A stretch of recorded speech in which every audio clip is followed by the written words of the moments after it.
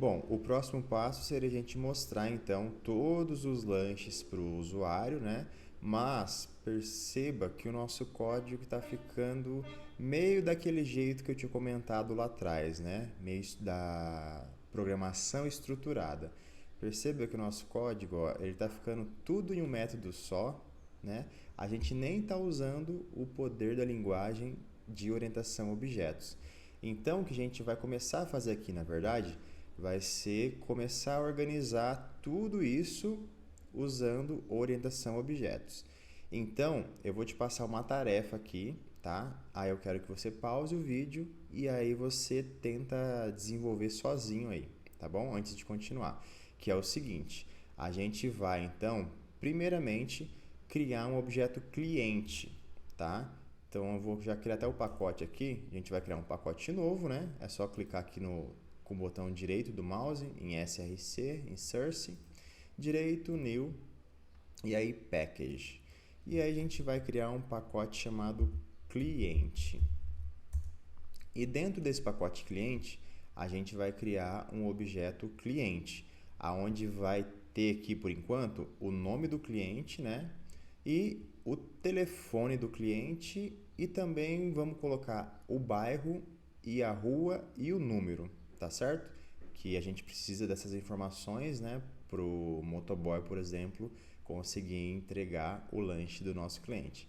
Então pause o vídeo e tente aí fazer esse objeto cliente do seu jeito. E aí depois você retorna aqui e confere como é que ficou. Então vamos criar aqui nossa classe cliente, né? New Java Class, que vai ser o objeto que vai representar o nosso cliente. Então, só relembrando aqui um detalhe importante, as nossas classes em Java sempre começam com a primeira letra em maiúscula, tá? Isso é um padrão uma convenção da escrita do código em Java. As classes, a primeira letra começa em maiúscula, né? Usando aquele padrão camel case que eu falei. Se, por exemplo, o nosso objeto fosse cliente, pessoa física, assim ficaria a escrita, né? Sempre as iniciais maiúscula. Mas como aqui é só cliente, então só o C ali que vai ser em maiúsculo. Cliente. E aí os métodos, eles ficam em minúsculo, tá? Começam sempre em minúsculo a escrita dos métodos e os atributos também. Então vamos lá, criamos aqui nossa classe cliente, nosso objeto que vai representar o nosso cliente. É sempre importante os atributos a gente criar como privado. Então a gente coloca aqui private, que é apenas o cliente que pode ter acesso a esses atributos, né? Porque são informações do cliente, né? Se a gente deixa público, por exemplo, qualquer programador desavisado, por exemplo, pode setar um valor no objeto cliente, que não é para acontecer, tá?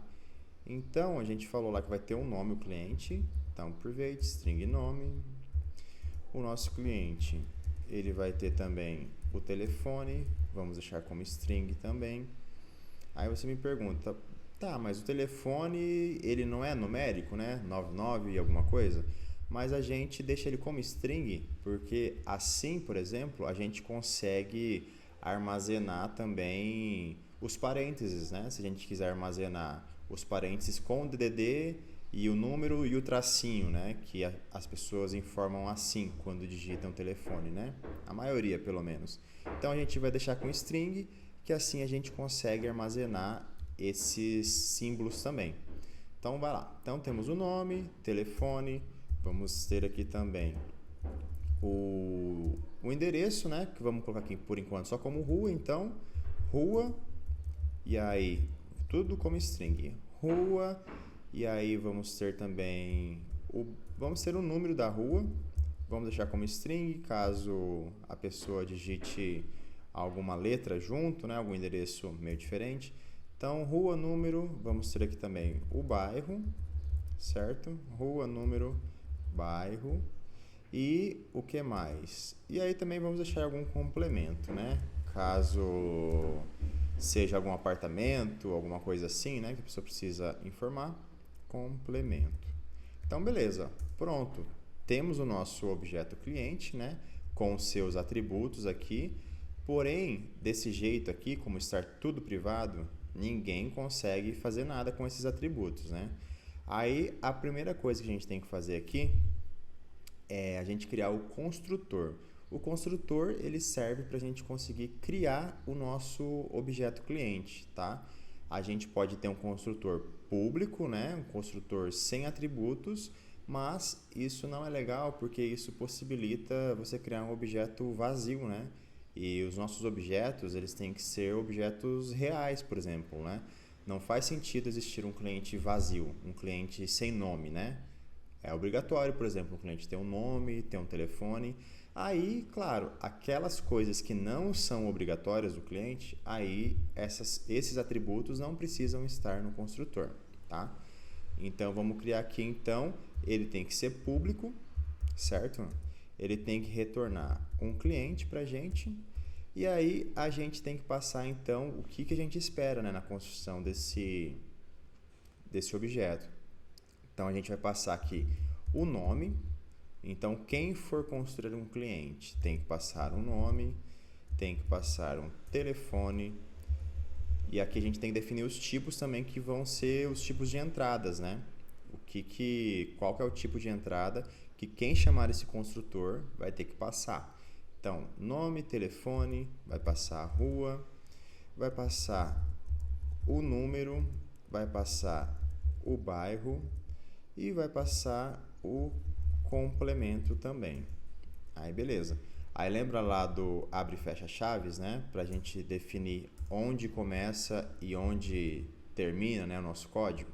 Então, o nosso código do construtor, né, começa aqui na linha 12 e termina na linha 14.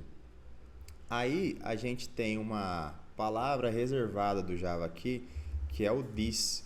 Quando a gente coloca this, ponto, por exemplo, nome, isso quer dizer, né, que a gente está referenciando a esse atributo aqui. Você vê que assim que eu coloco this e digitei o nome, já ficou meio cinzinha aqui, né? Então, esse atributo aqui, o nome, é o que a gente definiu do cliente, né? Não é o que está vindo lá do método. Por isso que a gente tem que informar o nome. Porque se a gente informa sozinho só o nome, quer dizer que é esse cara aqui. É o nome que está vindo aqui no nosso construtor, que é o que a gente vai receber.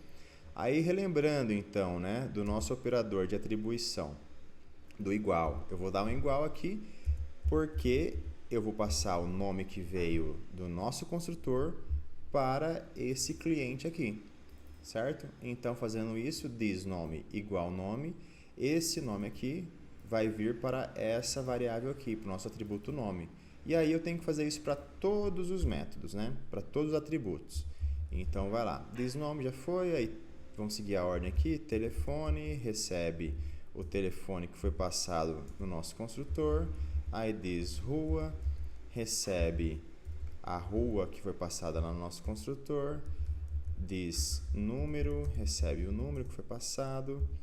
E this bairro, recebe o bairro que foi passado. E this complemento, recebe o complemento que foi passado. Beleza? A partir de agora, então, a gente já consegue criar um cliente. Por exemplo, se eu vier aqui no main, e agora eu já consigo visualizar aquele cliente, quer ver? Ó? Eu dou um CLI, ó, já aparece o nosso cliente. Aí cliente igual, que recebe, né? Eu vou chamar aquele construtor, ó, new cliente. E aí, tá vendo que ele tá já, o IntelliJ ele já até deu essa dica aqui pra gente, né? Ó, que eu tenho que passar um nome. Opa, eu tirei o mouse e sumiu. Mas ele tinha falado aqui, né, que eu tenho que passar um nome, a rua e todos os atributos lá. Por exemplo, se eu colocar aqui Jean, ele já fica até do lado aqui, né? Ó, o IntelliJ ele facilita pra gente. Se eu passar tudo vazio por enquanto, só para eu ver o que é cada posição, o próprio IntelliJ já me diz ali o que eu tenho que passar, né? Por hora, como eu não tenho nenhuma validação ali, eu até consigo fazer isso, né? Eu até consigo passar tudo vazio, que daí no caso estaria criando um cliente vazio, o que não seria legal. Mas depois a gente vai fazer uma validaçãozinha lá para não deixar ninguém criar um cliente vazio, né? Porque não faz sentido. Mas o que eu queria mostrar aqui para você é que ó, a gente criou o construtor, então a gente já consegue, a partir de agora, criar um cliente. Porém, a gente criou o nosso cliente, só que a gente não consegue ainda acessar essas informações que a gente passou aqui, tá? Tanto é, por exemplo, se você der um cliente aqui, ponto. O ponto, com o ponto, a gente consegue acessar todos os métodos que tem no nosso cliente, tá? Porém, a gente dá um cliente e dá um ponto, a gente não tem nada ainda, né? Porque a gente não criou nenhum método. Então, a gente tem um construtor, a gente passa as informações para o cliente, né? Ou seja, a partir do momento que a gente deu um new cliente aqui, todas essas informações elas vão estar aqui nessa declaração de cliente.